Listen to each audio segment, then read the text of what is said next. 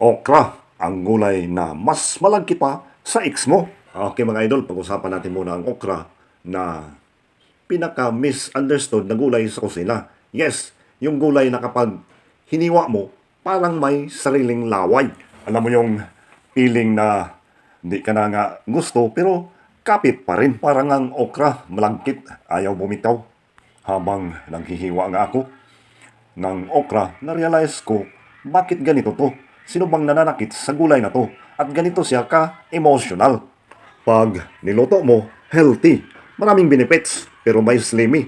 Parang relasyon. Sweet sa umpisa, may future sana, pero may something na, bakit ganito? Yung texture ng okra, parang chat ng ex mo na.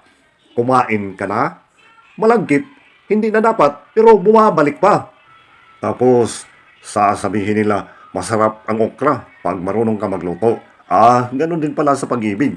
Masarap lang pag marunong kang pumili. Pero alam mo, in fairness kay okra, kahit madulas siya, hindi siya plastic. Hindi tulad ng iba dyan, sulit nga sa simula. Pero pag tumagal, hangin lang pala ang laman. At least si okra, totoo sa sarili niya. Malangkit, oo. Healthy, oo. Nagpapanggap, hindi. Kaya, next time na makita mo ang okra sa plato mo, huwag mo siyang i-judge agad dahil minsan, yung mga bagay na awkward sa una, sila pa yung mamuti para sa'yo. Hindi tulad niya.